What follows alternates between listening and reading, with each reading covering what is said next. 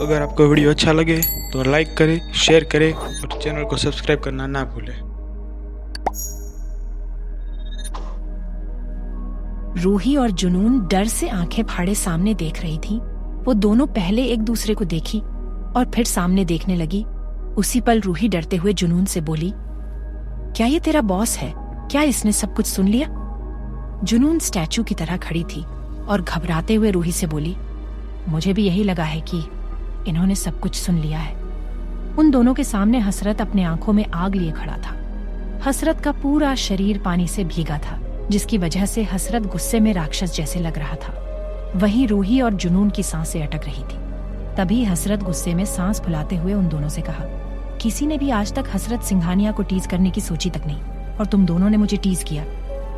उसी पल हसरत जुनून ने का हाथ पकड़ लिया और दांत पीसते हुए कहा, तुम्हें बहुत शौक है ना मुझसे टीज करने का, तो मैं आज बताता हूँ कि असली टीज करना क्या होता है। हसरत इतना बोलकर जुनून को घसीटते हुए ले जाने लगा।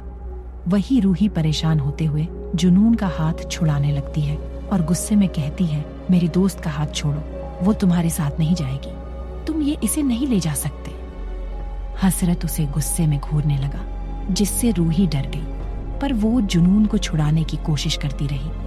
वही जुनून भी अपना हाथ पूरे तरीके से छुड़ाने की कोशिश कर रही थी।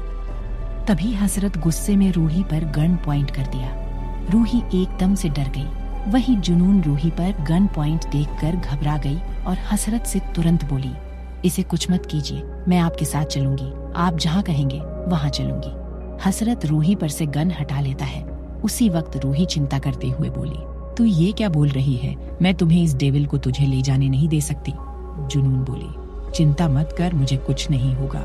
रूही कुछ बोलने ही वाली थी कि तभी हसरत गुस्से में जुनून को खींचते हुए जुनून से कहा, हम चले मेरी चालबाज वाइफ। हसरत जुनून को खींच कर अपने साथ ले जाते हुए रूही से कहा, अगली बारी तुम्हारी है, तैयार रहना। हसरत चिल्लाते हुए आइसक्रीम वाले से कहा, मेरी सिस्टर इन लोगों को एक आइसक्रीम दे दो ताकि इसका दिमाग ठंडा हो जाए। वही रूही गुस्से में हसरत को जाते हुए देख रही थी। तभी आइसक्रीम वाले ने रूही के आगे आइसक्रीम बढ़ा दी। रूही आइसक्रीम को देखकर और पागल हो गई और चिल्लाते हुए बोली, नहीं खाना मुझे आइसक्रीम, और अगर इसे मेरे आगे से हटाया नहीं तो मैं तुम्हारे स्टॉल को गिरा दूंगी। तभी किसी ने उस आइसक्रीम को ले लिया और हंसते हुए कहा, लगता है तुम्हारा और मेरा मिलना किस्मत में लिखा है, इसलिए तो हम हर बार मिल जाते हैं। वो ऋषि था। ऋषि हसरत का पीछा कर रहा था, क्योंकि ऋषि ने हसरत का सख्त चेहरे को नोटिस कर लिया था और पीछा करते हुए आया तक पहुंच गया था। पर हसरत ऋषि की आंखों से एक पल में ही ओझल हो गया था, इसलिए वो अपने भाई को ढूंढ रहा था और तभी उसे रूही मिल गई। ऋषि आइसक्रीम खाते हुए रूही को देखकर मुस्कुरा रहा था। रूही गुस्से में ऋषि को देखकर बोली, तुम यहाँ, तुम मेरा पीछा कब छोड़ोगे? ऋषि शरारती तरीके से हंसते हुए कहा, तुम इतना गुस्सा क्यों हो रही हो? ये लो मेरी आइसक्रीम खा लो, गुस्सा ठंडा हो जाएगा। ऋषि इतना बोलकर उसके तरफ आइसक्रीम बढ़ा दिया। रूही ऋषि की बात सुनकर हसरत की बात याद आ गई। रूही गुस्से में आइसक्रीम को लेकर ऋषि के मुंह पर फेल देती है और कहती है, तुम इतनी इरिटेटिंग क्यों हो? रूही इतना बोलकर गुस्से में पैर पटक कर जाने लगी। वही ऋषि का चेहरा आइसक्रीम से भर गया था। होटल। हसरत जुनून को खींचते हुए होटल के एक रूम में ले जाकर बेड पर पटक दिया। वही जुनून बेड पर घबराई हुई बैठ गई और बोली, आप होटल के रूम में क्यों लेकर आए हैं? आप मेरे साथ क्या करने वाले हैं? हसरत जुनून की तरफ बढ़ते हुए कहा, ये तुम्हारी सजा है और तुम्हें मुझे परेशान करके बहुत खुशी मिल रही थी, तो अब मेरी बारी है खुश रहने की। जुनून घबराते हुए बेड पर उठकर खड़ी हो गई और घबराते हुए बोली, मुझे आपकी बात समझ नहीं आ रही है कि आप कहना क्या चाहते हैं। आपने कहा था कि आप मुझे सजा देंगे, ना कि लाकर रूम में पटक देंगे। तभी हसरत अपनी शर्ट की बटन धीरे धीरे खोलते हुए जुनून की तरफ बढ़ते हुए कहा, अभी तुम्हें धीरे धीरे सब समझ आ जाएगा कि मैं तुम्हारे साथ क्या करने वाला हूँ। जुनून बेड पर से कूद गई और बोली, देखिए, मुझे रूम वाली सजा नहीं चाहिए, मुझे दूसरी पनिशमेंट दे दीजिए। तुम छोटी बच्ची नहीं हो जो तुम दूसरी पनिशमेंट मांगोगी और मैं दे दूंगा, हसरत ने कहा। हसरत अपनी पूरी शर्ट की बटन खोल चुका था। वही जुनून की घबराहट बढ़ती जा रही थी। तभी जुनून की नजर डोर पर पड़ी और वो तुरंत डोर को खोलने के लिए भागने लगी। जुनून तब तक डोर तक पहुंच पाए। उसे पहले ही हसरत ने उसे अपने कंधों पर उठा लिया। जुनून डर से चिल्लाते हुए बोली, देखिए ये सही नहीं है, मुझे छोड़ दीजिए। जुनून हसरत की पीठ पर मार रही थी। उसी वक्त हसरत ने जुनून को बेड पर फिर से पटक दिया और उसके ऊपर आ गया। वहीं हसरत के ऊपर आने से जुनून की सांसें तेज हो गई। उसी पल हसरत जुनून के चेहरे के बेहद करीब जाकर कोल्ड वॉइस में कहा, ये बिल्कुल सही है, तुम मेरी वाइफ हो तो तुम्हें ये सब करने में हिचकिचाना नहीं चाहिए। इतना बोलते ही हसरत ने जुनून के गुलाबी होठों पर अपना होठ रख दिया और बहुत ही डीप किस करने लगा। उसी पल हसरत ने अपने हाथ को जुनून के शर्ट में डाल दिया और उसके पेट से होते हुए कमर को टाई से जकड़कर खुद से सटा लिया और दूसरे हाथ से जुनून के गर्दन को पकड़कर सहलाने लगा। हसरत का पूरा भर जुनून पर था। वहीं जुनून अचानक किस से उसकी आंखें बंद हो गई थी और उसका दिमाग भी पूरा ब्लैंक हो गया था। जुनून की धड़कनें भी बहुत तेज हो गई थी। वही हसरत का किस बहुत डीप होने लगा था। तभी हसरत अचानक में जुनून के होठों को बाइट कर लिया, जिससे जुनून तुरंत डर से होश में आ गई और इसके शरीर में सिरहन दौड़ गया। उसी पल जुनून की आंखें खुल गईं और हसरत को आंखें फाड़े देखने लगी, जो मंदोसी भरा किस कर रहा था। उसे देखकर जुनून का चेहरा गुस्से में भर गया और हसरत को खुद से दूर करने के लिए धक्का देने लगी, लेकिन हसरत की मजबूत बॉडी जरा भी नहीं हिल रही थी। जुनून बहुत कोशिश कर रही थी उसे खुद से दूर करने की, पर हसरत ने जुनून को इतना टाई होल्ड किया था कि खुद को छोड़ना नामुमकिन सा था। वही हसरत जुनून के शर्ट के अंदर अपने हाथों से जुनून के पीठ को सहलाए जा रहा था और उसकी किस भी अब धीरे धीरे वाइल्ड होने लगी। वही जुनून पूरी कोशिश करके थक चुकी थी।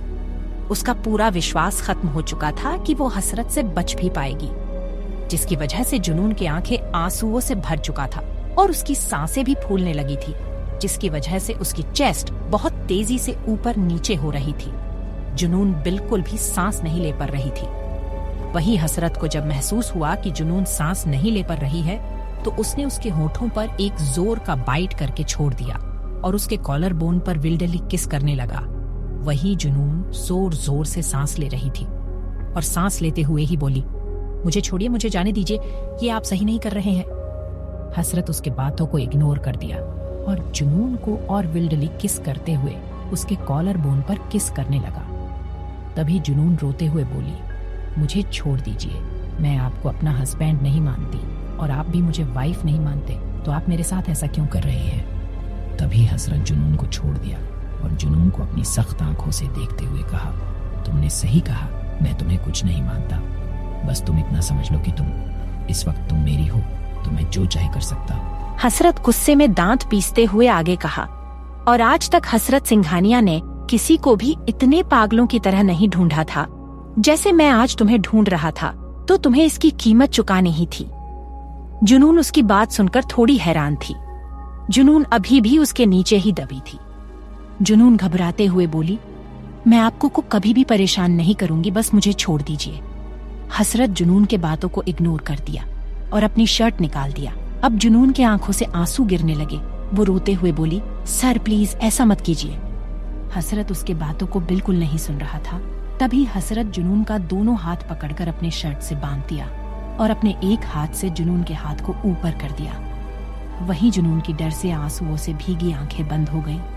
वहीं हसरत जुनून के कमर से शर्ट को थोड़ा ऊपर करके उसके तिल वाली जगह पर किस करके बाइट कर दिया। वहीं जुनून की आंखों से पानी की तरह आंसू बह रहे थे। तभी जुनून को अपना शरीर हल्का महसूस हुआ। वो तुरंत आंखें खोलकर देखने लगी। जुनून अपने ऊपर हसरत को न देखकर उसे सुकून मिल रहा था। तभी हसरत की आवाज आई, इतना खुश मत हो, तुम्हारी आज की सजा यही तक थी। जुनून हसरत की आवाज सुनकर फिर से डर गई और वो तुरंत बेड पर बैठ गई और हसरत को डर से देखने लगी। हसरत बेड के कुछ दूरी पर खड़ा था और जुनून को घूर रहा था और वहीं जुनून घबराई हुई बैठी थी। उसका अभी भी उसका हाथ हसरत के शर्ट से बंधा हुआ था। तभी उस रूम का डोर नॉक हुआ। हसरत आवाज सुनकर सख्त आवाज में कहा, कम इन। वही जुनून हैरानी से डोर की तरफ देख रही थी। उसी वक्त डोर खोलते हुए एक वेटर आया। उसके एक हाथ से ट्रॉली और दूसरे हाथ में एक नेवी ब्लू कलर की ब्रांडेड और स्टाइलिश 3 पीस पकड़ा हुआ था। वेटर ने हसरत को 3 पीस सूट दे दिया और ट्रॉली को विंडो के पर छोड़ दिया और रूम से बाहर चला गया। जुनून हैरानी से ट्रॉली को देख रही थी। उस ट्रॉली में 2-3 खूबसूरत जलती हुई कैंडल रखी हुई थी और कुछ गुलाब की पंखुड़ियां बिछी थी, जिस पर बहुत सारी वैनिला आइसक्रीम रखी हुई थी। जुनून वैनिला आइसक्रीम को ललचाई नजरों से देख रही थी क्योंकि उसे वैनिला आइसक्रीम बहुत पसंद थी। जुनून आइसक्रीम को देखकर बोली, आपने इतनी सारी वैनिला आइसक्रीम क्यों ऑर्डर किए हैं? हसरत आइसक्रीम को उठाकर जुनून के गोद में रख दिया और कोल्ड वॉइस में कहा, तब तक मैं क्लॉथ चेंज के आता हूँ, तब तक ये खत्म हो जाना चाहिए। जुनून अपने बंधे हाथों को देखते हुए बोली, पर मैं खाऊंगी कैसे? मेरा हाथ तो बंधा है। हसरत जुनून के बातों को इग्नोर करके वॉशरूम की तरफ जाते हुए सख्त आवाज में कहा, अगर तुम भागने की कोशिश की तो तुम्हारे हाथों में बच्चा खेलेगा। वहीं जुनून उसकी बात सुनकर गुस्से में आ गई। तभी जुनून आइसक्रीम की तरफ देखने लगी जिसमें एक स्पून लगा हुआ था। जुनून उस स्पून को दोनों हाथों से पकड़ने की कोशिश करने लगी पर पकड़ नहीं पा रही थी। जुनून को गुस्सा आने लगा था। उसने गुस्से में स्पून को उठा लिया। जुनून हैरानी से स्पून को देखने लगे और खुशी से आइसक्रीम को खाने लगी। वही विंडो से काफी अच्छी हवा आ रही थी जिससे हल्के पर्दे उड़ने लगे थे। तभी अचानक वो पर्दे ट्रॉली पर रखी मोमबत्ती पर चली गई और उस पर्दे में आग लगी। वही जुनून का इन सब पर बिल्कुल ध्यान नहीं था। वो तो बस मजे से आइसक्रीम खा रही थी। वहीं हसरत अपना कपड़ा चेंज कर रहा था और वहीं दूसरी तरफ वो आग धीरे धीरे रूम में फैल रही थी। तभी जुनून को कुछ जलने की गंध आने लगी और वो अपना सर ऊपर करके रूम को देखने लगी। वो आग लगभग पूरे रूम में फैल चुका था। जुनून रूम को देख घबराने लगी। जुनून भागने के लिए जैसे ही उठी वो सीधा जमीन पर गिर गई क्योंकि हसरत ने उसके पैरों को बेल्ट से बांध रखा था ताकि जुनून भाग न सके। जुनून बहुत ज्यादा डरने लगी और उसकी सांस भी फूलने लगी थी। तभी जुनून चिल्लाई, मिस्टर सीईओ, बचाइए मुझे। आगे जानने के लिए सुनते रहिए क्रुएलिटी ऑफ माय सीईओ।